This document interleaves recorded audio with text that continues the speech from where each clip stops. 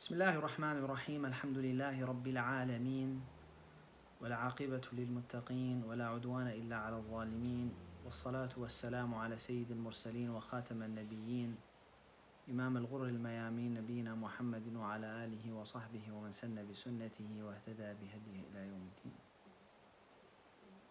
My dear respected brothers and sisters, today we're talking about the importance of gaining the protection and the shield. Allah subhanahu wa ta'ala has created us as a body and a spirit, and He has asked many things of us. Now, at the same time, there are also enemies of Allah who are trying to take us away from our aim, our target. Take us away from the path that we are supposed to be going. We are heading for, or we should be heading for Sirat al-Mustaqim, and we have people who try to divert us from Sirat al-Mustaqim. People who call us to all different ways, left and side. And so it remains an important practice, an important venture for the believer to seek protection from those attacks, so that he and she are not going to be prone to those attacks that are going to weaken him, or they will cause him to go off track. And that's why it becomes important to understand the different means to protect oneself. Allah subhanahu wa ta'ala says in the Quran, وَلَا تَتَّبِعُوا خُطُوَاتِ الشَّيْطَانِ, do not follow the steps of the shaitan. And from this ayah, the ulama, they deduce that the shaitan doesn't just function in a one-pronged plan. The shaitan has a multi-pronged, multifaceted, multi-layered, multi-leveled approach. It's all multi. It's very, very complicated. He tries to work at the person from different aspects, tries to attack him from different aspects. In fact, he told us a little bit about this when he said to Allah subhanahu wa ta'ala, ثُمَّ لَآتِيَنَّهُم مِّن بَيْنِ أَيْدِيهِمْ وَمِنْ خَلْفِهِمْ وَعَنْ أَيْمَانِهِمْ وَعَنْ شَمَائِلِهِمْ وَلَا تَجِدُ أَكْثَرَهُمْ شَاكِرِينَ. I shall then approach them from in front of them, from behind them, from their right side, from their left side, and you will not find many of them grateful. So He has designed lots of things, lots of strategies to try to attack the Muslim and to put him off that track. And therefore it becomes very important to understand the steps of the shaitan, understand his modes, understand his methods, so that you can be better positioned to protect yourself from the attacks of shaitan. And the shaitan works in different ways depending on your own scenario and your whole characteristic. He looks for your own weaknesses. Some people have weaknesses in terms of shirk, easily fall into shirk. Maybe even more falling into the minor shirk, which is to show off and to boast. Some people will give charity, but they like to show their favor, like to boast. He will get them from this side to make them lose the ajr and the reward. Some people are very quick to fall foul to the different problems that they may have with their tongue. You might find them very good, they're praying, they're fasting, they're giving charity, but their tongue is uncontrollable. And so on, so forth. So different methods, different modes.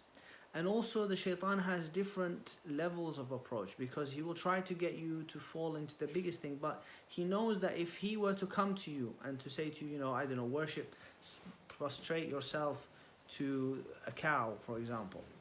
You're not going to just go and prostrate to a cow. He knows that this is going to be maybe impossible for you. But he will then try to take you through a different layer of trying to maybe gradually take you away from your seriousness in the deen, maybe make you a little bit slack, maybe get you to do more permissible acts initially, maybe get you to do waste your time, maybe get you to leave some of the sunnah, and then maybe you're careless with the fard, and so on and so on. So there's also a a step approach. Now, what is important for us is to know how to protect ourselves from the shaitan.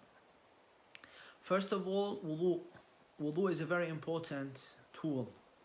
Try to maintain your wudu as much as you can. And in the narration, the Prophet ﷺ said, لا يحافظ على الوضوء إلا مؤمن. The one who preserves and guards the wudu is someone who is a believer. And by having wudu, you're in that state of purity. Because wudu is not just about washing the limbs. Wudu is much bigger than this. There's a metaphysical charge that happens with wudu. So try to maintain your wudu as much as possible. Because there's great power in wudu. We know, for example, even when you pray, after the prayer, and you sit there remembering Allah subhanahu wa ta'ala, just showing you the power of wudu.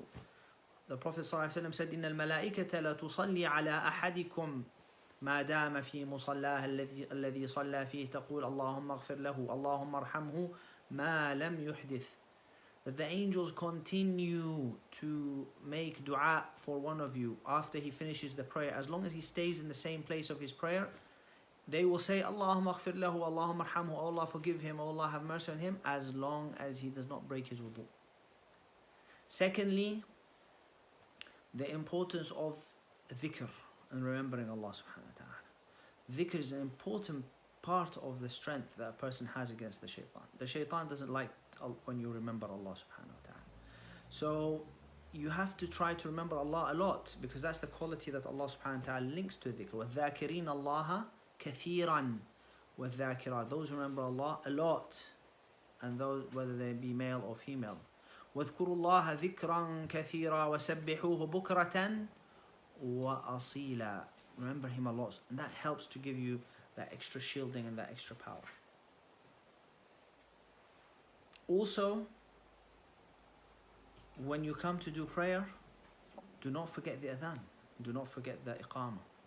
Specifically, the adhan and the iqamah also make the shaitan run away. When he hears the adhan, he runs away. And then he comes back. Here's the iqamah, he runs away. When you start the salah, he comes back because he wants to also distract you from the salah. So you have those aspects of practice. Fasting is a shield as well and protects against the shaitan. In Ramadan, yes, the shayateen are locked up and chained up, but outside Ramadan, they're back on us. When you fast, you reduce the ability of the shaitan to attack you. And in addition to that, there are many other things, but to summarize them, anything that is excess. If you do things in excess, that is a gateway for the shaitan. Excessive eating, gateway to the shaitan. In fact, there is a tradition where the shaitan met Yahya alayhi salam, and they got talking, and Yahya said to him, "Oh shaitan, what is your best method? What's your best mode of getting to the human?" He said, "My best mode is to make him eat a lot, because when he eats a lot, he drinks, he becomes very tired, very lethargic, he can't get up to his ibadah will become very sloppy." So Yahya says, "Okay, well, thank you for that advice. From today, I'll never fill my stomach. By Allah," Yahya alayhi salam swore, "By Allah, I will never fill my stomach after today." So the shaitan, having thought that he was actually a fool for telling his way, he said, "And by Allah, I will never teach a human any of my tricks after this." So, excessive eating, excessive looking, looking always here and there and letting your eyes wander everywhere, also is an avenue to the shaitan. And we're not just talking about looking at things which are haram. We're looking things about in the around you, because when you start looking and you're seeing things and admiring, it kind of absorbs in the heart, and so you might start to be fascinated with the dunya. This is great, life is good, and alhamdulillah, life should be good. But when you start to have a feeling that, yeah, I like this life, I don't want to be, and that obviously deters you from your purpose. Excessive mixing, when you mix too much with people. Too much mixing with people can also be a pathway to getting lots of issues, when you are mixing together, and especially when you mix with the wrong crowd. there's most likely their characteristics will rub off on you. There's almost like this pack mentality, which might also cause you to go, you know, they might do something and you're not happy doing it, but you see that everybody's doing it, then you end up following them. You might feel strange to say something, etc. So you have to make sure you mix with the right people, because other excessive mixing and with the wrong people can actually lead you to bad direction. And other things would include, you know, using your senses, you know, whether your ears or whether other senses too much will also can open avenues. So you have to be careful. Anything in excess is going to be dangerous. And no doubt it's important to make dua as well.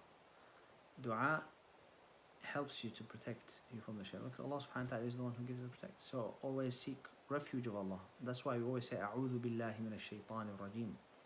I seek refuge of Allah from the accursed shaitan. Try to get used to saying that regularly. And I mean, subhanAllah, even when we come to read the Quran, we say, A'udhu billahi minash shaitanir rajim. Some people say, oh, why are we saying A'udhu billahi minash shaitanir rajim? Quran is, you know, we're opening the Quran, it's great, it's a good thing. We're reading the words of Allah. Why? Because they said, even when you read the Quran, there is potential for you to maybe either understand the Quran wrongly or deviate the Quran away from its meaning, or even maybe see yourself in a different light. So there is again potential channel for the shaitan. So, my dear respected brothers and sisters, we have to learn the tricks of the shaitan, and there are many books that have been written on this. One of the most prominent ones is the book of Ibn al-Jawzi called Talbis Iblis, the way that the deception of Iblis, and other books. They teach us the deceptions, the steps, the tricks of the shaitan, and by knowing the tricks, by knowing the plans of your enemy, you will be better equipped to deal with them, inshallah ta'ala. I hope that was useful. May Allah subhanahu wa ta'ala help me and you to be protected from the shaitan, and use the different modes therein to achieve that, inshallah ta'ala. We're going to stop here.